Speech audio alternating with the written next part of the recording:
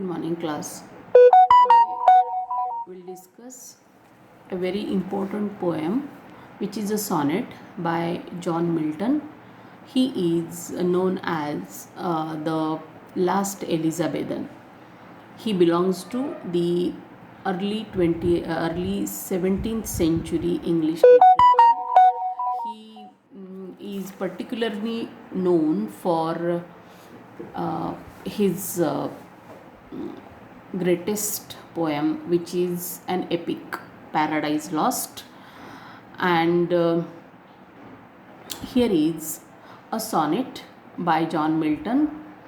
This, as you know, that sonnet is a poem of 14 lines, and basically there are two types of sonnets. The first one is known as the classical or Petrarchan or Italian sonnet, and the second one is known as the English sonnet or Shakespearean sonnet. Now, this particular sonnet is a Petrarchan sonnet.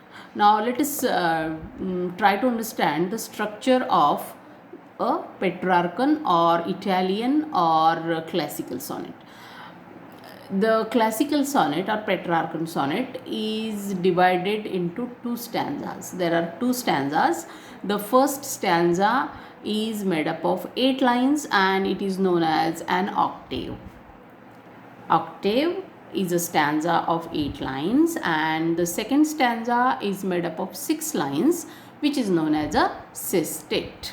Okay, so sestet is a stanza of 6 lines. First of all, I will read the poem. When I consider how my light is spent. So this poem, in this poem, the speaker is a person who is blind.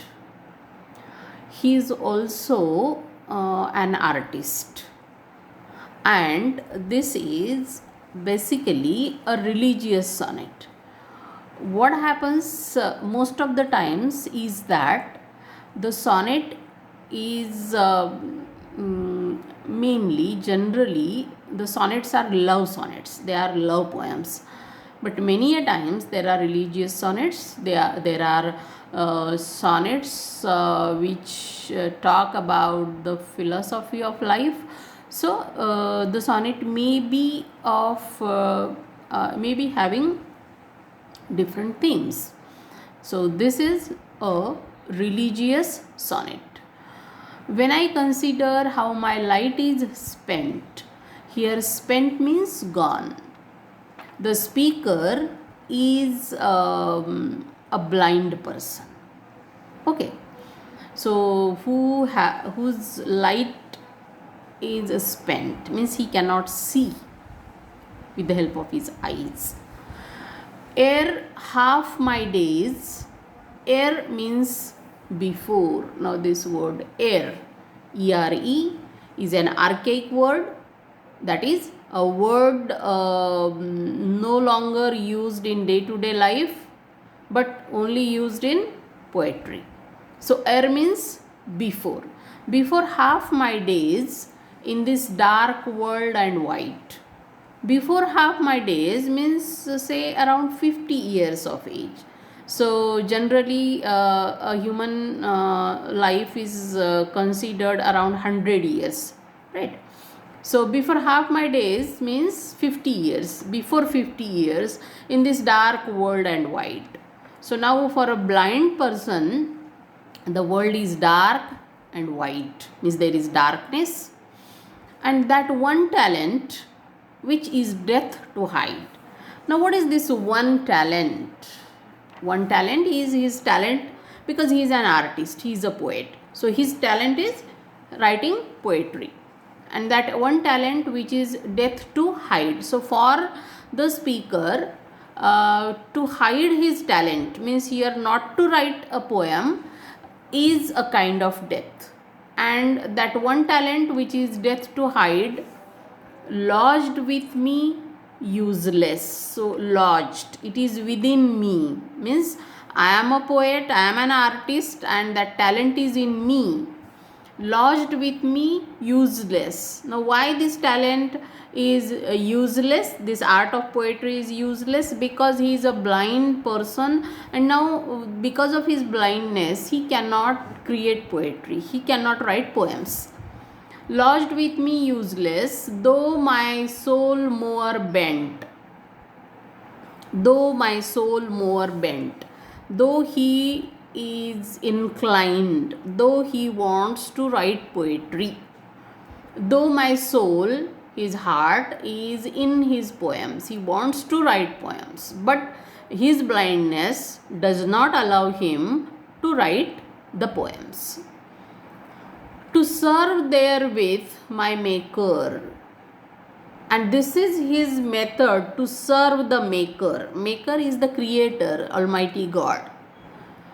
To serve therewith my Maker and present my true account. So he says it's an artist's service to God, with the help to serve God, to worship God with the help of his or her art. So here is a poet, and his poetry is for him, it is his service to God. My true account, and that is his true job, his true account, his true potential. My true account, lest he returning cheat. So he says, in case I do not write poetry, then God may be angry, cheat, angry. Does God exact day labor, light denied? I fondly ask. And he says, there is a question. Does God exact, does God expect day labor, that is working in the day without light, by denying light?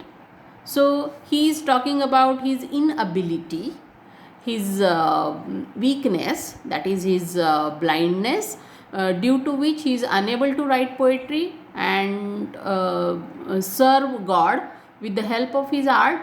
But then there is again a question. Now this is a question in his mind. Does God exact day labor, light denied? Is it the case that by even after denying light, that is even after making my eyes blind, God expect me to work, that is work in the form of writing poetry? I fondly ask. He says, I lovingly ask this question. Then, but patience, now this is another important figure of speech, that is personification. But patience to prevent that murmur. So this is there is a question in his mind, and to prevent that murmur from his mind, murmur is to whisper. It's a kind of whisper, talk in a low voice, right? But patience to prevent that murmur soon replies. But patience within him, in his own mind, replies, gives the answer. So this is a battle going on in his mind. His one mind says, does God expect day labor when somebody is blind? And then another, there is an answer from his mind itself, that is the patience in the quality, the virtue known as patience in his own heart answers that question. And what is that question? It soon replies, God does not need either man's work or his own gifts. So he says, God does not need man's work, human beings' work, or his own gifts. That may be poetry, that may be art. Who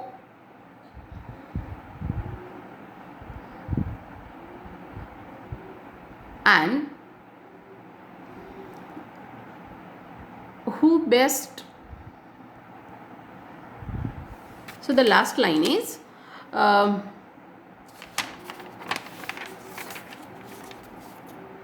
either man's work or his own gifts, who best bear his mild yoke. Now this mild yoke yoke is the burden. Okay, yoke is the tension. Mild, not very harsh, not very heavy. Bear his mild yoke, they serve him best. And he says, the people who only wait, the people only stand and watch, they also serve him best. His state is kingly, his God's. He says, God's kingdom is kingly, he is the king of the whole world. Thousands at his bidding speed. Bidding, to bid means to give order. So he says his state is kingly, thousands at his bidding speed, bidding order. And he can order thousands of creatures because he is the sovereign lord of this world. And post over land and ocean without rest.